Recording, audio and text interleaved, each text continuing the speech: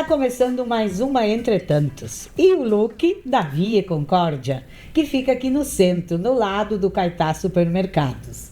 Você que quer uma roupa masculina ou feminina, vá lá que será muito bem recebido.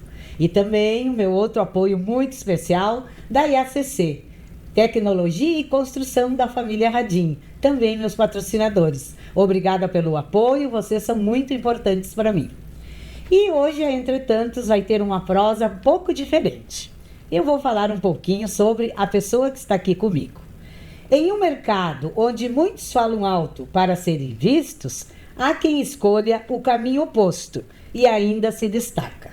Hoje eu converso com um nome que prova que resultados não precisa de alarde, precisa de estratégia. À frente de uma agência das mais consistentes da cidade e região, eu converso com o publicitário e diretor da agência Mona, Igor Reichenbach. É assim a pronúncia? Primeiramente, obrigado, Lu, pelo convite. É uma honra muito grande estar no teu programa. Nós que acompanhamos a tua trajetória, agora com esse processo de nova mídia, né, na parte principalmente digital.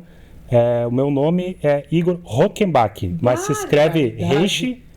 Bom, então não mas sei por muito causa longe. de pronúncia é Rockenbach. Rockenbach. Logicamente que eu deveria ter perguntado antes, né? Mas a gente está numa prosa informal e vocês entendem. E nós vamos para a pergunta inicial, aquela que é tradicional do quiz da Entretantos. Igor, quem é você? É difícil a pessoa falar de si mesma, né? Mas eu entendo que hoje o Igor, olhando pelo meu ponto de vista, ele é uma pessoa muito inquieta, uma pessoa hiperativa, que sempre tem essa fome de conhecimento e sempre busca estar antenado, acompanhando as mudanças. Eu também compreendo que com o tempo eu fui deixando aquela impaciência, aquela exigência que faz com que as pessoas sempre busquem a excelência. Eu acredito que isso é uma questão de maturidade, mas é mais fácil as pessoas falarem de nós do que nós falar de nós mesmos. Com certeza. E, Igor, tu pode falar um pouquinho da sua família, da sua origem, se você é concordiense, de onde veio o Igor? Bom, eu sou natural de Chapecó, toda a minha família veio do Rio Grande do Sul, lá da região norte do Rio Grande do Sul, precisamente em Passo Fundo, por parte de pai, meu pai já é falecido, e minha mãe em Água Santa. Água Santa fica do lado de Passo Fundo e de Tapejara. Tapejara, depois eu vou chegar nesse assunto. Eles se conheceram em Passo Fundo e meu pai estava voltando, recém-formado, lá de Porto Alegre, eles acabaram se conhecendo. Meu pai já era da área de comunicação. Olha! Ele foi um dos primeiros jornalistas lá de Passo Fundo. Então essa veia de comunicação sempre esteve no nosso sangue. E ele estava voltando de Porto Alegre porque ele tinha se formado em Direito. Então ele conheceu minha mãe muito cedo. E aí eles acabaram namorando.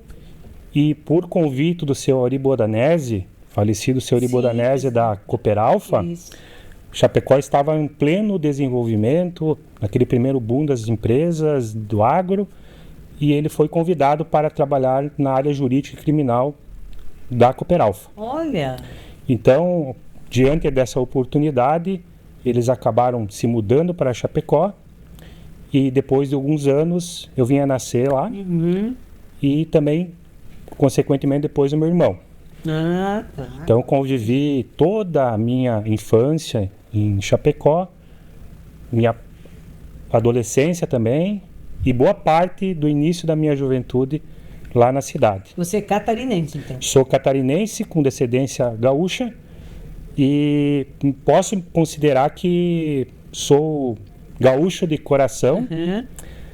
Acompanho toda a história do Rio Grande do Sul, sou apaixonado pela tradição gaúcha, mas morei muitos anos em Chapecó, então Chapecó ela tem um papel muito importante na minha formação. Com certeza. E Igor, onde tu encontras, como é que eu vou te dizer, inspiração para o teu estilo de vida pessoal?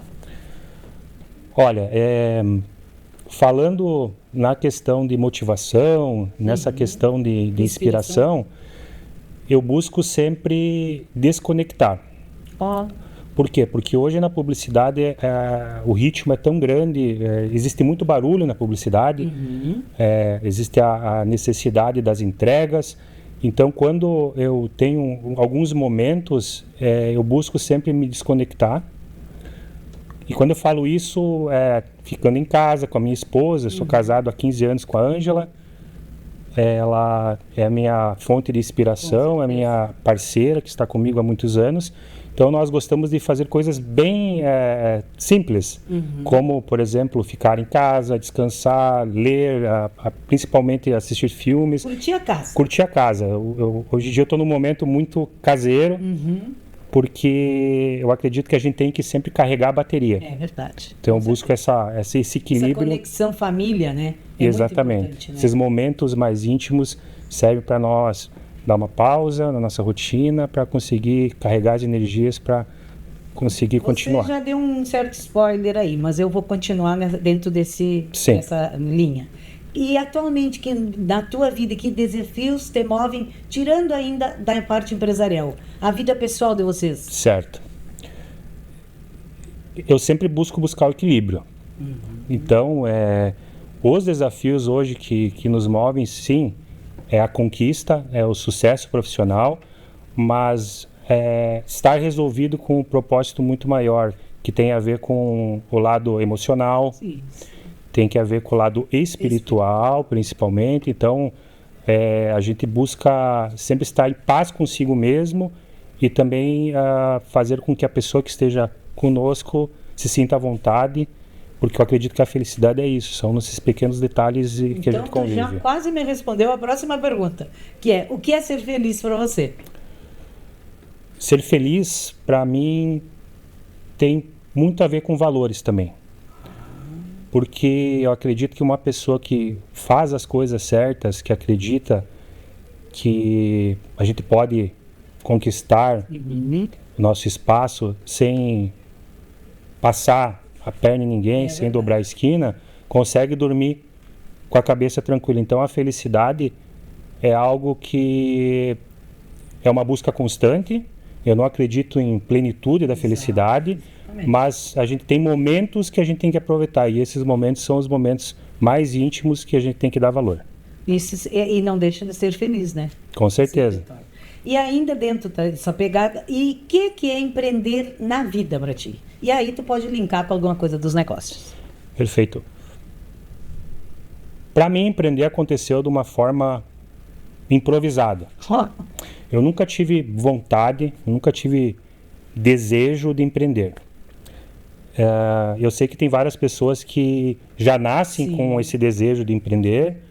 Tem pessoas que aproveitam a experiência e veem oportunidades para empreender. E no meu caso, empreender foi mais por uma necessidade. Então eu nunca me vi empreendendo, mas eu acredito que isso tem a ver também com a nossa formação e aprender a trabalhar muito cedo, né? É verdade. Então o empreendedorismo, ele acontece talvez já internamente na pessoa, naturalmente, e depois de um certo tempo tu começa a ver essas oportunidades e tu entende, cara, tinha que ser desse jeito. Então para mim empreender é algo que tem a ver com 5 pilares. Sim. Você tem que ter paixão pelo que tu gosta, tu tem que ser apaixonado. Não adianta você querer ser publicitário, querer trabalhar com marketing se você não gosta e não é apaixonado por isso. Eu entendo também que tu tem que ter muita energia. Verdade. Quando eu falo energia, é ter disposição física, energia para acordar mais cedo, para dormir mais tarde, para buscar coisas nos momentos em que as pessoas estão no seu lazer. Tendo também que tem que ter muito a questão da fé, e quando eu falo fé não é o lado espiritual. A fé é mental, é acreditar que os momentos ruins vão passar. Que tem, né? Que tem. E também empreender, consequentemente, acredito que todas essas junções formam um empreendedor, é ter uma visão lá na frente. Então não adianta você ter uma visão se você não tem energia, se você não acredita em você mesmo e se você não é apaixonado. e, consequentemente, as demais aptidões. Vão aparecer, né? Com certeza. E agora uma pergunta que às vezes as pessoas ficam meio assim. Para ti, qual é o valor do dinheiro? Dinheiro é importante. Eu acredito que o dinheiro, ele é um dos meios que faz com que a gente se motive. É verdade. Porém, o dinheiro, ele tem que ser visto como uma consequência. Quando você busca essa obsessão de querer buscar o dinheiro a qualquer custo... E pelo dinheiro, né? Pelo dinheiro, eu acredito que alguma coisa vai ficar no caminho. Então, você tem que acreditar no teu trabalho, acreditar que tu está fazendo a coisa certa, que a consequência disso é pelo menos ter uma qualidade de vida e tu conquistar as coisas através do dinheiro. Sim. É uma forma de reconhecimento. Ele é importante, né? Imagina, em todos os sentidos. Agora, ele não pode ser a tua principal opção, dinheiro. Não, ela tem que lhe dar conforto e na medida em que você conseguir entender que o dinheiro também transforma a vida das pessoas que fazem com que tu gere dinheiro, aí você tem uma relação saudável com o dinheiro e tu não vive... ansioso, com aquela necessidade, porque a gente tem que dar os passos conforme a gente consegue também. Exatamente. E antes da gente ir para a segunda parte do nosso programa, uma pergunta bem local. Qual a tua visão, CPF, tá ainda, não como empresário, de Concórdia? Voltando um pouco na minha história, eu estou em Concórdia fazem 20 anos, estou com a minha esposa há 15. Concórdia, ela me recebeu muito bem. Eu gosto muito aqui de morar em Concórdia, falando em qualidade de vida. Tem pessoas sérias, pessoas trabalhadoras, pessoas que o que é combinado faz. Então, é muito bom viver numa cidade em que tem uma qualidade de vida no sentido estrutural. Ela não é uma cidade que tem um índice de violência muito grande, as coisas são tudo perto, você consegue ter lazer, ter esporte. Então, gosto muito de Concórdia. Eu vejo que Concórdia, ela tem grandes empresas com grandes potenciais, então quem aprende a trabalhar com publicidade em algumas outras áreas, aprende a trabalhar em qualquer lugar. Então, existem empresários que acreditam muito no potencial da cidade, nós convivemos com vários empresários na área de comunicação, e ela tem um crescimento sustentável um pouco mais lento. Então, o que faz com que isso aconteça? Algumas situações. A cidade, ela ficou muito tempo dependendo de algumas empresas, e isso fez com que exista uma visão um pouco provinciana em algumas situações, e isso leva a cidade a ter algumas áreas que poderiam ser melhor desenvolvidas. Mas aí eu acredito que isso exige também a própria visão positiva do empresário. As pessoas têm que apostar na cidade. Eu gosto de falar que a gente tem que fortalecer os empresários aqui, fortalecer o comércio local, porque se todo mundo dá mal, que se todo mundo vier comprar aqui, todo mundo ganha. Então existe a concorrência, tem que ser saudável. Então eu torço que a cidade se aqueça em algumas áreas e gosto muito de morar aqui. Que bom. É boa explicação. Gostei muito das tuas colocações. Agora, Igor, a gente vai tomar uma aguinha, porque nós vamos para os nossos comerciais, né? Porque os nossos patrocinadores também são muito importantes para que estejamos aqui. E a gente já volta, mas fique aí, não saia.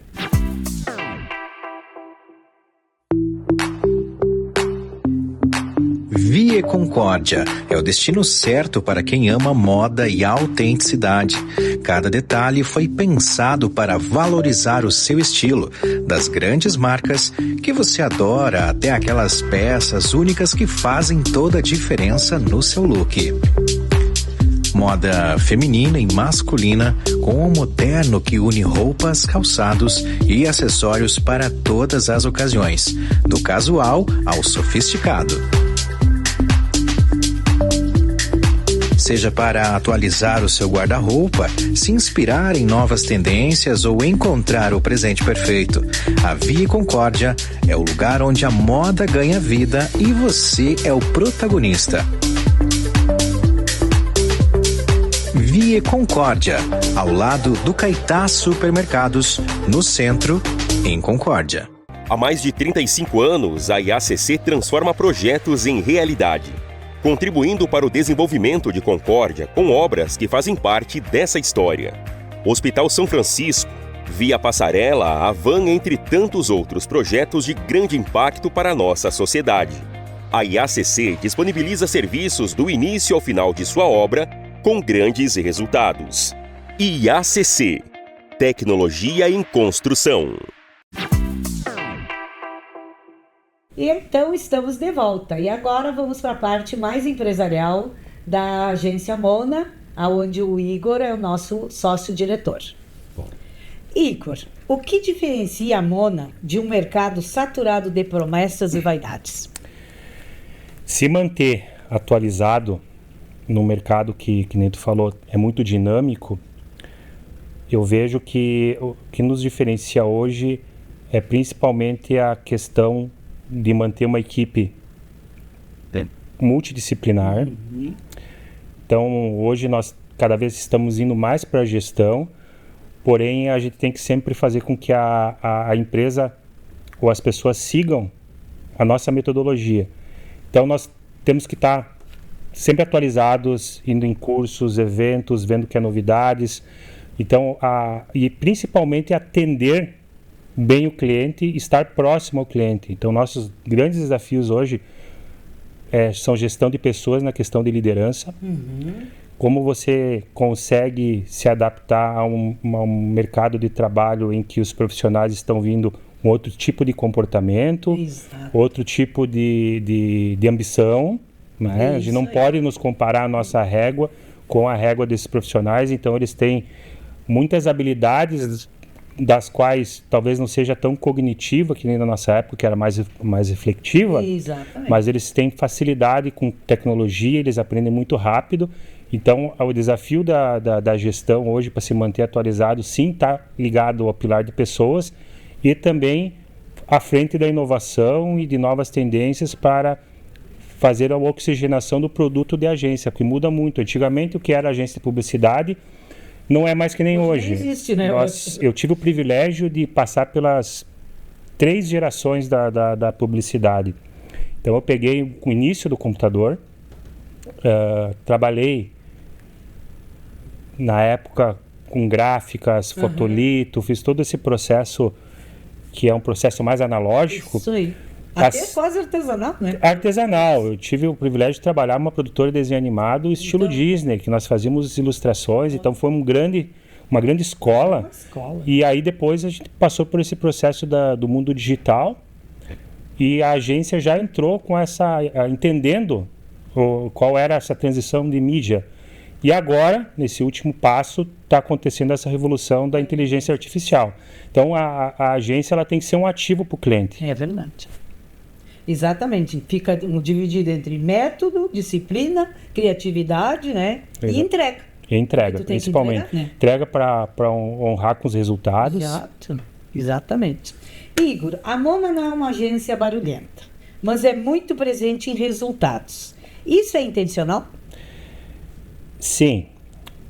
Nós entendemos que quanto mais o nosso cliente aparece, quanto mais ele fica na vitrine, indiretamente a agência vai ser promovida. Então nós não temos o hábito, e talvez seria um pouco até mais saudável nós se vendermos, pois a gente vende os clientes, porque nós não temos tempo. Nós se preocupamos muito com a operação, com a parte de alinhamento. Então a gente faz muitas reuniões de bastidores, porque a nossa filosofia é a agência dentro do cliente. Começou assim, não sei se tu sabe, mas a agência, não sou só eu com os sócios, eu tenho o Marcelo Farina, filho do Lancha e da dona Dilis, e o Fernando Zuzzi e a Nelise Zuzzi, que são da família Zuzzi.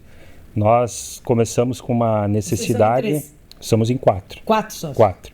Eu e o Marcelo estamos mais focados na operação. O Marcelo hoje é diretor comercial e eu faço a parte da direção geral da empresa.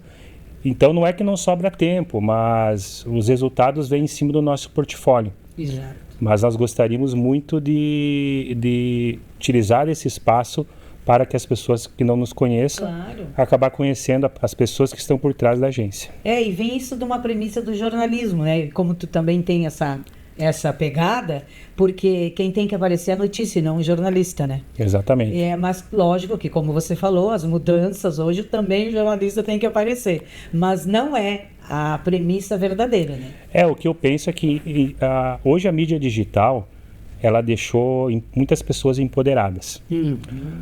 Então, ao mesmo tempo em que deixou o espaço mais democrático, você começa também a nivelar por uma base que é uma base mediana. Eu ia te dizer uma parte, está empoderada, mas é muito rasa. É muito rasa e não está errado. Não, exato. Mas o que eu entendo que se for para gerar um conteúdo ou desenvolver algo de valor, tem que ter um propósito. E o propósito, nós entendemos que é o cliente aparecendo. Exatamente. Falando em cliente, o que o cliente busca hoje em uma agência do interior que talvez não encontrava antes? Eu acredito que seja a experiência. Por quê? Porque a agência já vamos fazer 12 anos. 12 anos, Amona. 12 anos, eu acredito que depois de 10 anos tu começa a criar cultura, né? Então até lá a gente busca resultados, vai fazendo experimentos, erra coisas novas. E quando eu falo de experiência, a gente já vem com uma carga de 28 anos na área de publicidade. Isso aí é uma bagagem, né? Então eu não estou nem falando da formação, né? Sim. Isso, o currículo, eu acredito que a experiência conta muito mais que o currículo. Quando eu falo experiência, não significa anos de experiência. Se você tem anos de experiência, mas tu não se atualiza, tu também está fora. Está fora. Mas o que eu quero dizer é que eles buscam essa segurança do histórico daquilo que a gente já fez. Isso. Então não existe uma experimentação quando fala-se de varejo. Nós já temos uma experiência na área de varejo, a gente sabe como funciona. Quando a gente fala na área de concessionária, nós temos uma experiência em concessionárias. Na área de saúde, nós temos uma experiência. Na área de indústria alimentícia, nós temos uma experiência. Então, nós não diferenciamos os clientes. Sim. Nós entendemos que todo cliente tem que ter atenção. Claro. Embora também nós entendemos que nós não vamos conseguir dar 100% de atenção o tempo todo. Então, nunca vai estar bom para algum cliente, mas a gente sempre busca fazer o melhor. Claro. E aí essa experiência, essa segurança faz com que a agência tenha um processo quase invertido. Os clientes nos procuram muito mais e batem na nossa porta do que nós fomos saber vender. Até uma situação para nós manter o nível de qualidade de entrega que nós temos. Porque se a gente abraçar tudo, a gente acaba perdendo a assinatura da agência. Exatamente. O time é quantas pessoas, Igor? Hoje nós estamos com 25 pessoas. Olha. Nós temos pessoas definidas em todos os setores, temos líderes, temos um departamento de atendimento, um departamento de performance 10, a parte de criação publicitária, designers de longa data de casa. Temos umas pessoas que são extremamente de confiança e como eu já fui na área de criação e trabalhei muito tempo na área de designer, essa excelência e essa obsessão pela qualidade a gente consegue transmitir para a equipe. Ao mesmo tempo, muitas pessoas que estão começando já estão pegando essa linha. Já entra na cultura. Exatamente. A agência começou muito mais na área de criação publicitária e com o passar do tempo e com essa necessidade de tática e principalmente de gestão, eu acabei saindo um pouco da área de criação, porém tem alguns conceitos que a gente mantém com a equipe também acaba complementando com a qualidade e com a habilidade de cada um. Você já meio falou, mas eu queria um pouquinho mais. Em qual momento a agência virou a chave, Amona? Nos 10 anos você falou alguma coisa? Isso. Porque quando eu e meus sócios sentamos na mesa e entendemos qual era o momento da empresa, primeiro que nós estamos até hoje, a gente nunca teve um problema, porque nós compactamos os mesmos valores e a integridade está nisso, a palavra. Então, nós sempre se damos bem nessas visões. Porém, a nossa visão era no seguinte sentido: como que nós vamos manter os próximos 10 anos e quais são as mudanças que a gente precisa ter no nível de gestão para perpetuar. Então, essa mudança de chave aconteceu quando nós entendemos que tinha que partir de nós. Então, é o olho na operação, acompanhamento.